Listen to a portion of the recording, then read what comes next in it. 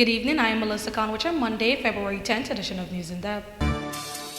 The bodies of two of the three persons who went missing following a Quarantine River mishap were recovered this morning. The trio was dropped off at the number 63 beach at a specific point on Monday night. Dead are Alwyn Joseph and Bubuni Hira. The bodies were found by fishermen at the number 63 beach and in the river along the number 7 the village Quarantine Berbice. The police in their initial report on the discoveries said no marks of violence were seen on the bodies. The news of their deaths came as a shock. Emotional family members spoke with reporters. My sister put her in a boat with her husband, husband, put my mother with two other persons in the boat and bring them over to 63. So when I reached the 63 now, instead of bringing them to the shore, they leave them on a sandbank in the river. And the next female called her son. That is what we hear from the boy, that the last thing his mother called him and tell him is that the boat people and leave them on a sandbank in the middle sheer water around them. And that was the last thing. And we didn't hear back anything from anybody. But when we contacted them, they says that they didn't, my brother-in-law says that he dropped her to the shore. Then when he changed his mouth, he said no, that if he didn't realize that the sandbank was so far away from shore and he leave her there. So that is all we know. And we didn't expect this to happen. So there's no way we could deal good with it. You know, it's very hard. It's very hard to deal with it. I lost a mother. My children lost their grandmother. The great-grand lost their great-grandmother. It's a hard thing to deal with. Joshua Samaru, whose mother is Sharida Hussein, is missing. He told reporters that he last spoke with his mother after she was dropped off at the beach. Well, she would have went over last year, and she was missing home, so she was on her way back. As per arrangement, I was supposed to reach her at 63 Beach. There wasn't a specific time, but I was supposed to reach her at 63 Beach around 7:30. That would have been Monday night. I received a call from her. She was in panic. She was feeling cold. She was stressed. What she said was that she's in a water. They dropped her off in water. Apparently a sandbank. She could have figured that out because at that time her phone was at least working, so she may have used the flash to see what's going on. She said there was no visual sight of land anywhere, and the water was already to her waist, and the water was to her waist, and she couldn't see land anywhere. She didn't know where to go. So I had some friends up here that know what was going on, that would know these routes. So I called them. I called over back to Suriname to my contacts, and that's what I've been doing since we've been trying to locate her. So I guess you're still hoping that you can find your mother alive, right? Hopefully. Both bodies are at Anthony's funeral parlor awaiting postmortem examination. Melissa Khan, News in Depth. Shh. It's your new secret. The all-in-one weapon for perfecting imperfections and capturing flawless skin. A lot of brands forget women of color or just don't understand that we come in all shades. From caramel to ebony, there is such a range. Iman Cosmetics is for every woman and features a line of skincare products and cosmetics including 16 foundation shades, powder, concealer, lipstick, blush, eyeshadow, highlighter and BB cream. Visit us at Lot 75 Swamp Section, Rosal Town. That's behind the market. Or call 337-4422 or 688-9249. Shh. Family violence is violence directed at another family member. It can be physical, verbal, sexual, and more.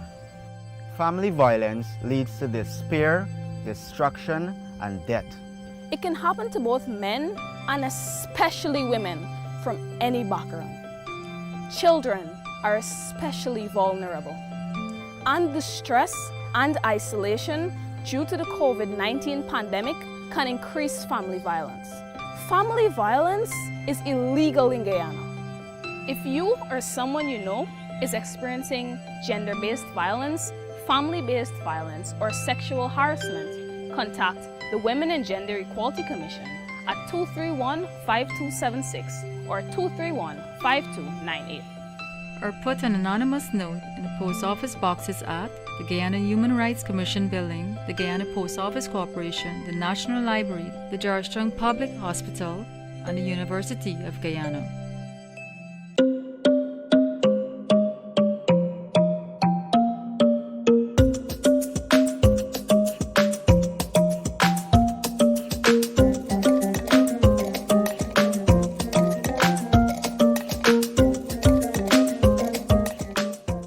Caribbean rice, from the lush rice fields of Guyana, straight to your home.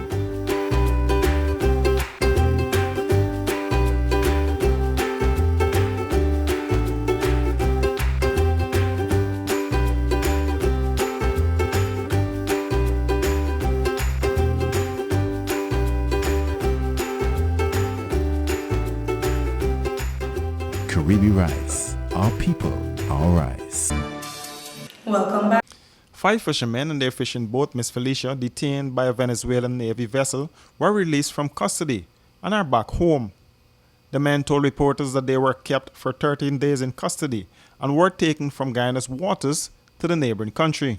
Speaking with reporters outside of the GDF Coast Guard base at Ramveld, the fishermen said they were held up at gunpoint and asked to come to the bow, the front of the boat.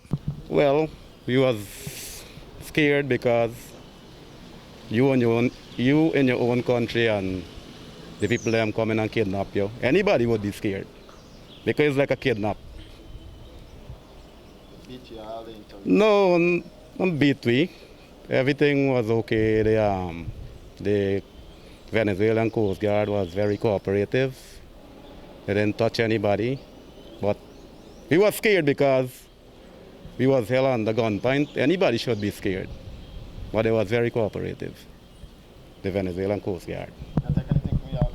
Yeah, like around $700,000 in fish, and that's it. The man coming till in the water. The man coming up far in the water, night time, then coming up and by the time they clean, by the time, remember now is time you're walking out for fishing, right? Give you 6 hours and thing. So the man just out and light and wait till the fishing boat put on and light, and then sneak up to you. So when they sneak up to you, then you can't go nowhere. You got freeze there. And during the course of the day, they will be in the water as well? Then they're far out outside. So night time now, when you're there to lean in the shore now, they must see the lights and then come to shore. Yeah, it's really risky, you know. One vessel is one vessel.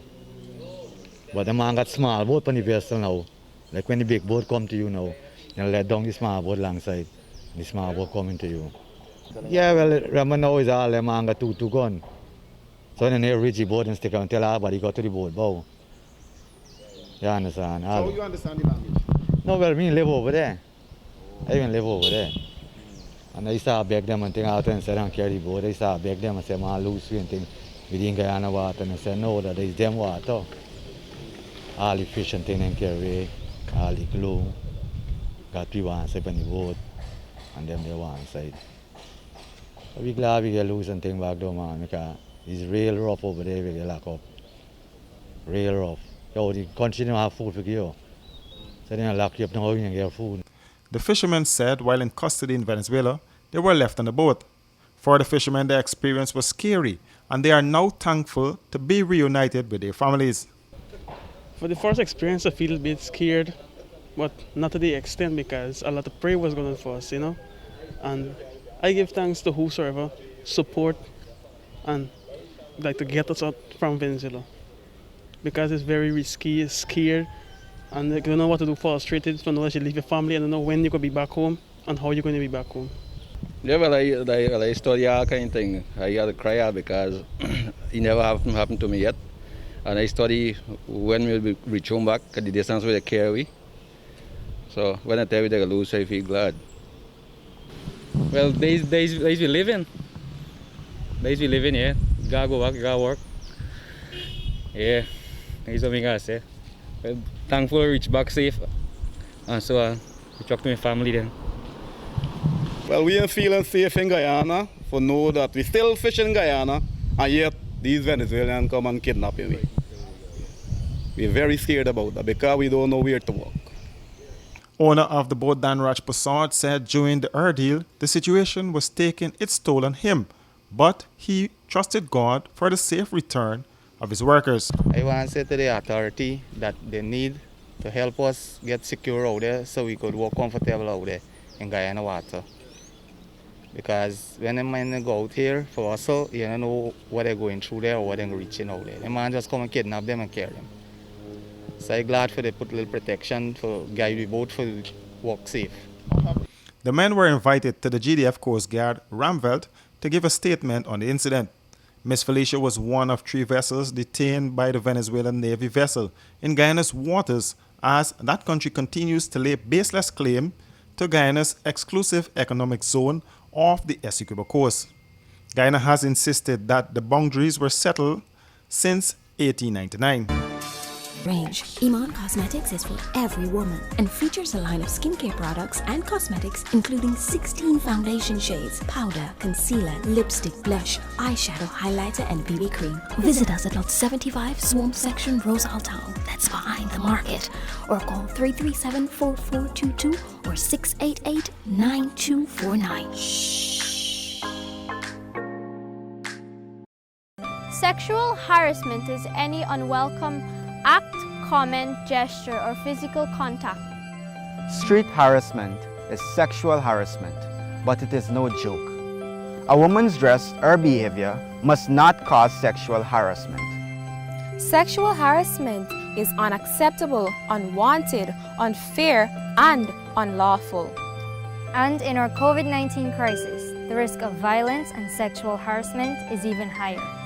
If you or someone you know is experiencing gender-based violence, family-based violence, or sexual harassment, contact the Women and Gender Equality Commission at 231-5276 or 231-5298. Or put an anonymous note in the post office boxes at the Guyana Human Rights Commission Building, the Guyana Post Office Corporation, the National Library, the Georgetown Public Hospital, and the University of Guyana. Caribbean rice from the lush rice fields of Guyana straight to your home.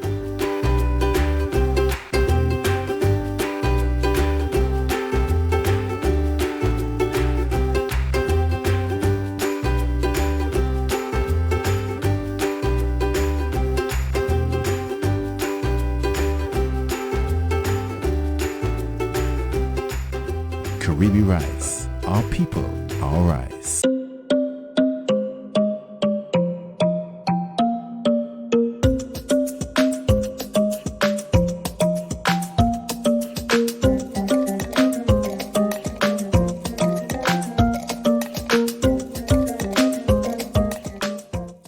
And before we go, mentally ill man killed in Sophia.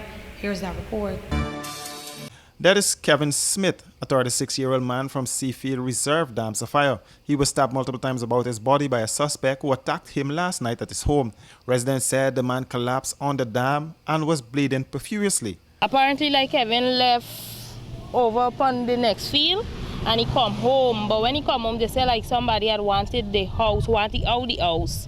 So the person who had wanted out the house, they went in where they attack him in the house and stab him. And from when they attack him, he run out and he end up over on the next field, right over the blue thing there, where he died. And right there he collapsed, but they stab him about 4 times. According to a police report, their initial investigations revealed that the victim was at home when he was attacked by a 22-year-old known suspect who was armed with a knife. A scuffle ensued and the suspect dealt the victim 3 stabs to his chest, lower abdomen, and above his left knee before making good his escape. According to the residents, Smith had a mental disorder but was very easygoing. What happened is that I sit down here selling for my fruit stand and I see the boy run. Well, me really know he run and he come running here, so he want a cutlass. I say, hey, what happened? You can't get no cutlass in this yard here, so and I chase out and he run and he gone away. That's all. He well known, he's a very good person around the neighborhood, nobody, and he don't get problem, he don't do anybody, nothing. It's a week now he living in this place here, like the family moved him from where he was and put him here because he have a mental problem, he just go and come. But the family just carry him to get his injection and you would see when he get the injection, everybody know, because he would be walking around stiff. He's a person, he don't pick up nobody thing.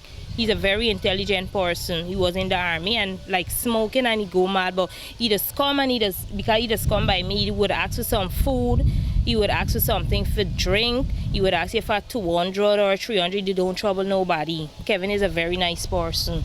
So everybody know he just as a person coming asking for something to eat or something to drink or a little raise. He don't trouble nobody. So we really don't know what could have caused this raging outbreak with them and whoever do it.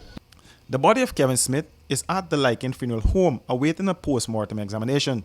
The police investigations are ongoing. And that has brought us to the end of our news for tonight. For these and other stories, visit our website at rdproductiongy.com or our Facebook and Instagram page at Royston Joyce Production. On behalf of our news team, thank you for joining us, and do join us again tomorrow for more news. Good night.